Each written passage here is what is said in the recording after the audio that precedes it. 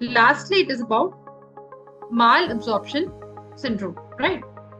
So remember, when we're talking of malabsorption syndrome, it's a vast topic. But for this particular question, it was asked in 3 parts, that is etiology, workup, and treatment, all for 2 marks. So I have tried to keep the question as brief as possible, with inclusion of few important points in between that really cannot be missed at any cost. So it's a 6-marker question overall. So we'll see how to attempt this question and how to go about the malabsorption syndrome, right? So you can introduce malabsorption syndrome. So these are the disorders that are affecting the GI, gastrointestinal absorptive functions that may be due to defects in luminal digestion or defects in mucosal digestion and absorption, or defects in post-mucosal absorption. So there might be a luminal defect, there might be a mucosal defect, or there might be a post-mucosal absorption defect, right? These are the 3 steps wherein there might be a defect in the absorptive pathway, right? So remember,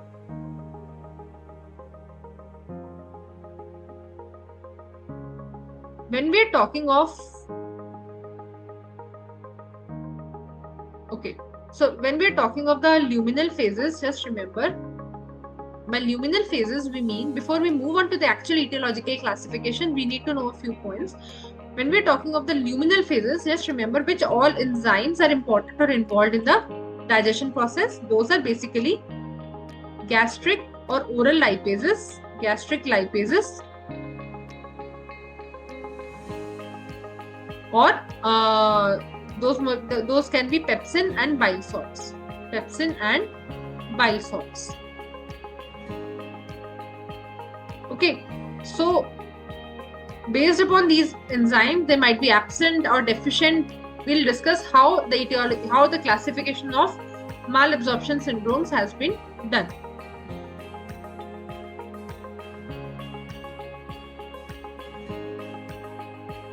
So depending upon the etiology, it can be either inadequate luminal digestion.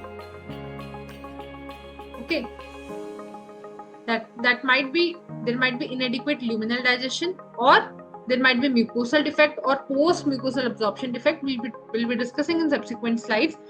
So beginning with the inadequate luminal digestion part, there are few causes for the same. The most important ones are pancreatic insufficiency, post-gastrectomy, bacterial overgrowth, certain drugs, or liver diseases, right?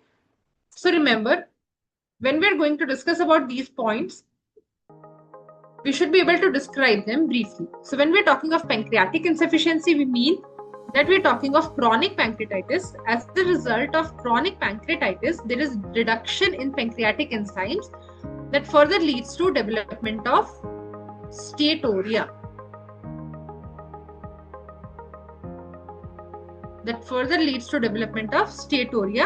And deficiencies of vitamin A, D, E, and K. Those are the fat-soluble vitamins, right? So pancreatic insufficiency in the form of chronic pancreatitis or recurrent episodes of chronic pancreatitis. When we're talking of post-gastrectomy, that means post-bariatric surgery. So because of gastric reduction surgeries, there is insufficient scope for absorption of nutrients. Okay, that is post-gastrectomy. Talking of bacterial overgrowth, so there might be anatomical functional stasis. So what do you mean by bacterial overgrowth secondary to stasis? So there might be a case of colonic pseudo-obstruction or strictures that might be occurring in IBD. So those are the anatomic causes of stasis leading to bacterial overgrowth. And what are the functional causes of stasis that occurs in IBS?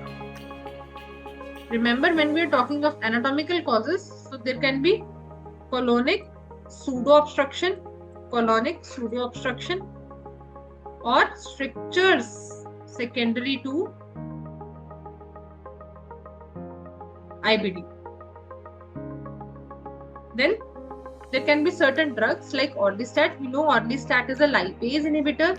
Hence, the complex lipids which are not digested, they can pass in the stool undigested, that is leading to steatorrhea. Certain other drugs might also be responsible for the same, like neomycin or cholestyramine, and certain liver disorders like chronic liver disease or chronic hepatitis that might be responsible for production of decreased bile salts or bile acids, and subsequently our digestion and absorption processes are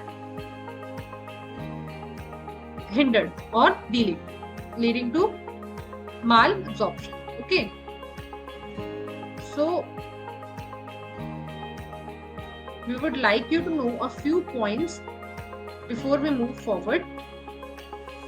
Remember, the most common symptom of any malabsorptive disorder is, most important symptom is diarrhea. It is diarrhea.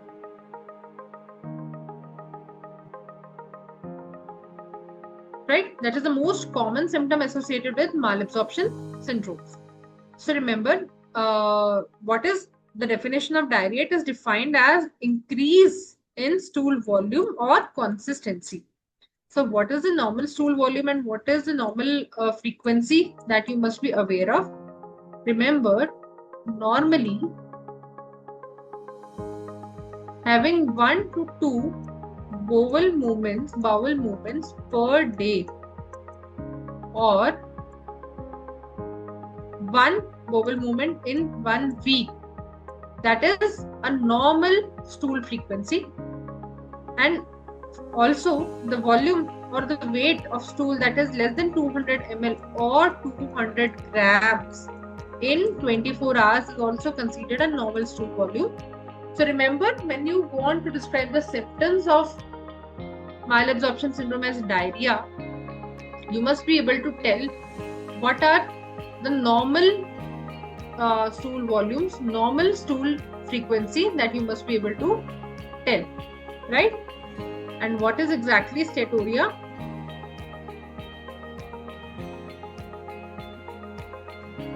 Steatorrhea is increase. What is steatorrhea? So you must know, okay, steatorrhea is an important terminology that you will hear time and again when we're talking of malabsorption syndromes. So steatorrhea is increased stool fat excretion, to more than 7%. So fats are comprising more than 7% of the total fecal components, right?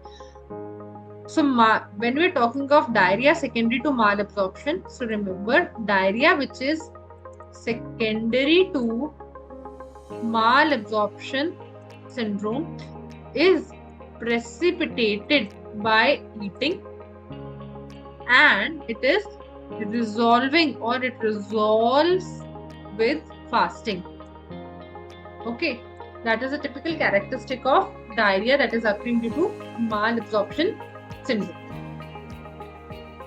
So that is briefly about diarrhea and steatorrhea. So I wanted you to know this before we proceed on to the topic of malabsorption. So we have just now discussed about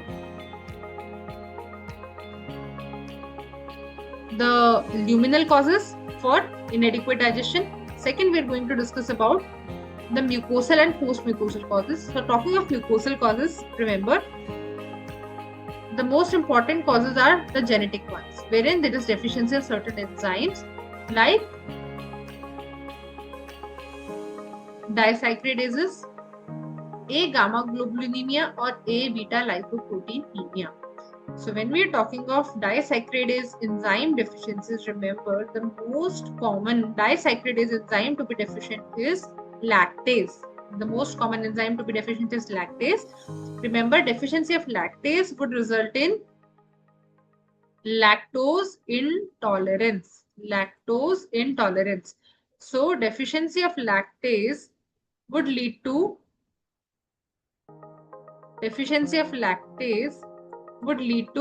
generally lactose is broken down into glucose and galactose, right, with the help of lactase. So if there is deficient lactase, the lactose will get accumulated. There is no breakdown that is happening. There is no glucose galactose forming. So it will lead to typical symptoms of malabsorption, which are generally bloating, abdominal pain, right? Diarrhea, not steatorrhea particularly in this case, but bloating, abdominal pain and diarrhea. Okay, a feeling of persistent gassiness, especially after the consumption of dairy products. That is the most common enzyme deficiency. Okay, second enzymatic disorder that you should be aware of is about glucose galactose malabsorption. Glucose galactose malabsorption. Okay, remember that is a congenital disorder wherein there is a mutation in this particular gene that is called SLC5A1. SLC5A1 gene is mutated, right? And remember, this gene is responsible for sodium and glucose co-transport. So in the absence or in the presence of a mutated gene, the glucose and galactose, they are not transported properly and resulting in increased amount of glucose and galactose in our GI tract. Increased amount of glucose and galactose, and subsequently they're excreted in stools. So that is because of mutation in SLC5A1 gene, that is known as glucose galactose malabsorption. Okay, so that is about the enzyme deficiencies. There is something known as A-beta lipoproteinemia. Okay, what is A-beta lipoproteinemia? So it is a condition. I hope you were able to follow till now. So A-beta lipoproteinemia is a condition that is characterized by steatorrhea. So remember, in this condition what happens, there is no defect in lipolysis or micellar formation or lipid intake, lipid uptake. All of these processes are normal. The defect lies in the process that is the re-esterified triglycerides cannot exit the epithelial cells. The re-esterified triglycerides cannot exit the epithelial cells because of failure to produce the chylomicrons. So if you go on to study the entire process of lipid transport, you would know that there is a process when the re-esterified triglycerides have to be reuptaken because of the with the help of chylomicrons. So that process is actually missing and there is mutation of MTP gene. So we need not go into much detail about this. Just remember, it presents with a condition of steatorrhea, and that is why this is classified as one of the genetic disorders, right?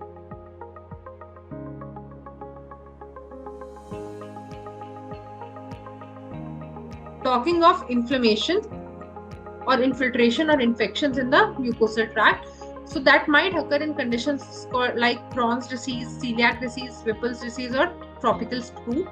So we'll be briefly discussing about these diseases, very briefly, because this is just a 2-marker thing at the end of it. So any inflammatory, infiltrative or infectious disease that is affecting the intestinal mucosa, right? Remember, when we're talking of celiac disease or gluten sensitive enteropathy, it is characterized by antibodies to tissue transglutaminase. You all know that there are antibodies to TTGs. So it is characterized by typical iron deficiency and symptoms of malabsorption like weight loss, diarrhea. All these are the symptoms of celiac disease. Okay, so when we are talking of Whipple's disease, remember, when we are talking of Whipple's disease, it is characterized by arthralgia, weight loss, diarrhea, and abdominal pain. Those are the symptoms associated with Whipple's disease. So just remember the main pathology. That is, there is a gram-positive bacterium involved that is known as Trophirema whippeli. You all know that. and that leads to development of Pass positive, that is a reagent, that's a stain. It leads to the macrophages that are Pass positive, and they get accumulated in the mucosa of intestine, your intestinal cells. So Pass positive macrophages, because of the presence of Trophirima whippleyi, is seen in Whipple's disease, right? And that is also one of the causes for malabsorption. The third point is regarding tropical sprue. Tropical sprue. So that is basically, all of you know, that is a cause of chronic diarrhea, weight loss and nutrient insufficiency. Weight loss and nutrient insufficiency.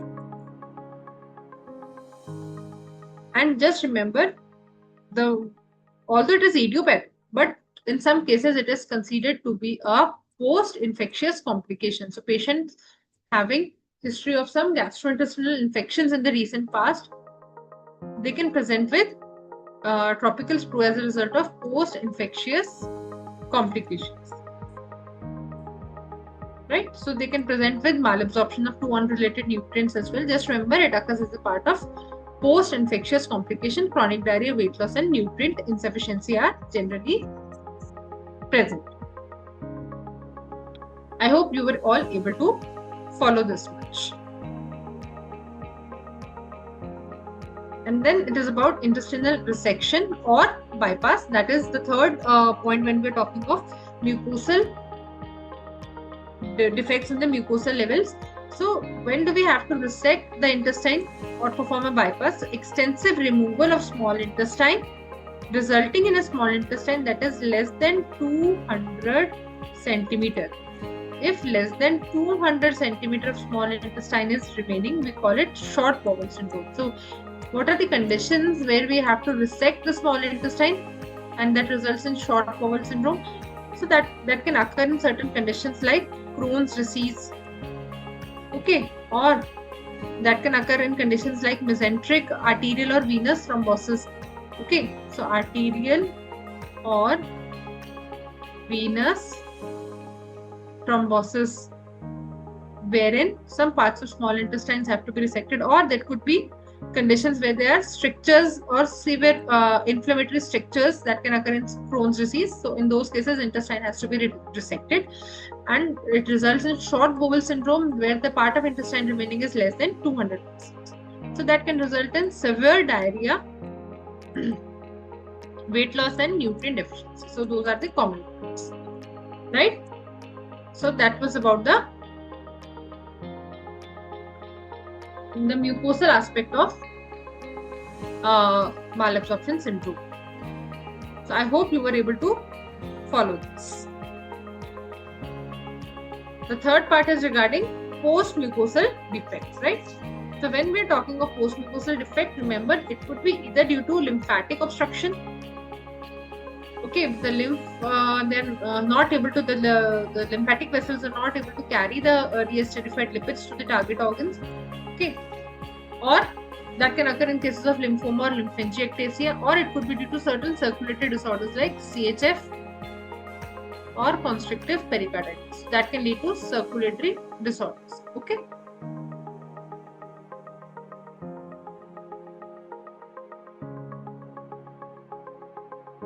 Now coming to the actual workup. So when we're talking of workup, we start with history. So we start with history and then we go into certain investigations when we're talking of malabsorption syndrome. Remember the symptoms like abdominal pain, diarrhea, weight loss and bloat. So we have been discussing them thoroughly throughout our slides. Then look for signs and symptoms of nutrient deficiencies. Okay, it's like iron, vitamin D, vitamin A, E, K, all those nutrient deficiency signs can be elicited from history, and non-specific symptoms like fatigue and weakness. Okay, like fatigue and weakness, remember. Okay, so these are the signs of, these are the parts of history, those are important. So when we go on to the physical examination, remember, we have to examine from the point of view of nutrient deficiencies. So we will look for signs of bitemporal wasting or reduced arm circumference, because the patient would be visibly malnourished because of the nutrient malabsorptions.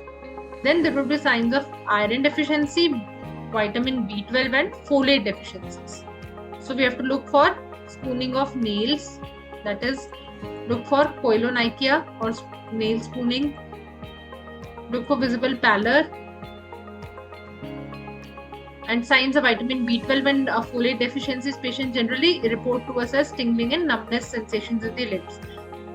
So those are the usual signs of nutrients deficiencies. Right? So that is how we will examine this patient. And moving on to the third step in the workup, that is about the laboratory investigations. So just remember, we'll begin with basic investigations like serum vitamin levels. It could be iron, vitamin B12, vitamin A, D, E, K, calcium and vitamin D3. Looking for PT and INR because the coagulation proteins might be deficient. So PT and INR would be affected. Okay. And then going on for the stool examination. Remember, the gold standard is a 72-hour fecal fat collection. So we collect the feces for 72 hours and look for the amount of quantification of fat. That is practically a little difficult to perform on day-to-day basis, but it is still the gold standard investigation. Either we can also perform a spot stool examination with the stain, that is Sudan 3. So that is important for fecal fat stain. That is the stain used for staining for fecal fat. Then look for stool osmolality and stool for elastase. So elastase would be positive if there are cases of pancreatic insufficiency. So those are the stool tests. So remember, when we are talking of stool osmolality,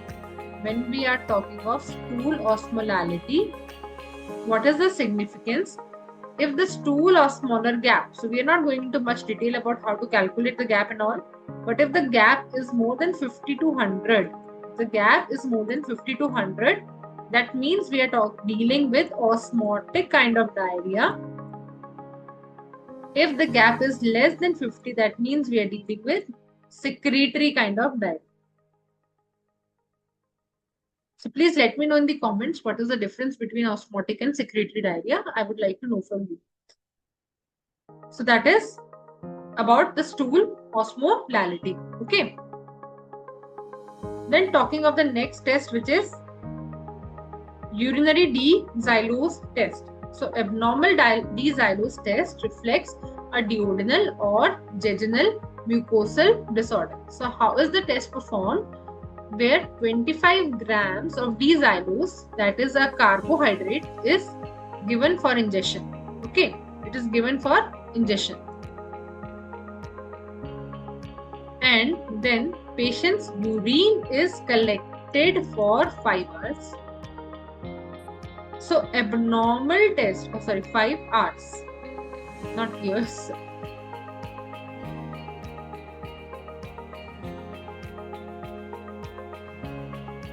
Just a second.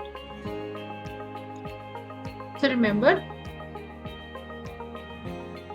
we are examining the urine for 5 hours.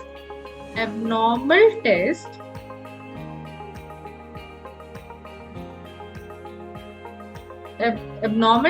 would be denoted by excretion of less than 4.5 grams of xylose in the urine. That is abnormal test. So that signifies proximal mucosal disease. Then talking of lactose intolerance test or lactose tolerance test, an abnormal test would reveal deficiencies of lactase enzyme.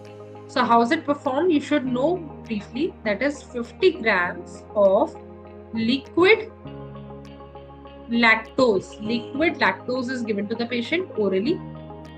Then we measure the serum glucose levels for 90 minutes. For 1.5 hours, serum glucose levels are monitored. So if there is normal ingestion, so normally, normal outcome would be the serum glucose levels that are increasing by more than 20 milligrams per liter. That would be a normal test. So that is about lactose intolerance, lactose tolerance test to look for the deficiency of lactase enzyme. Okay, so we have discussed about urinary D-xylose test and lactose tolerance test. Moving on,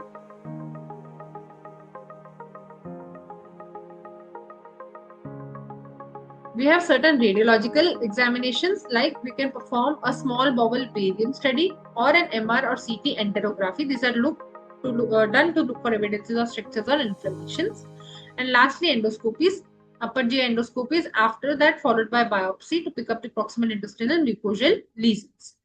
Right? So that is about the diagnostic part. Yeah, so when we perform a biopsy, we can find either diffuse histological findings or patchy findings, or diffuse non-specific. So it could be diffuse histopathological findings or patchy specific findings or diffuse non-specific lesions. So depending on those, we can classify the kind of mucosal disorder that we are dealing with. Okay. So remember, the treatment would be as per the diagnosis. So we have to eliminate the particular antigen from the diet if that is responsible for the particular disease. For example, if lactose intolerant patient is there, we have to eliminate any forms of lactose from the diet. If the patient has been diagnosed as a case of celiac disease, elimination of gluten from the diet. So gluten-free products have to be advised to the patients. Number 3 is to administer broad spectrum antibiotics and folic acid supplements in certain cases of Whipple's disease and tropical flu. So that is the treatment when we are talking of Whipple's disease or tropical flu. Then dietary therapies. So a customized diet plan has to be provided according as per the diagnosis of the malabsorption syndrome, and certain supplements depending upon the deficiency that we are dealing with. So it might be iron, calcium, or vitamins. So that is all about the treatment of malabsorption syndromes. So that is all about today's class. We have discussed about 3 important questions. Okay, that is obstructive sleep apnea, gait disorders, and malabsorption syndrome. I hope I was able to make myself clear in this class.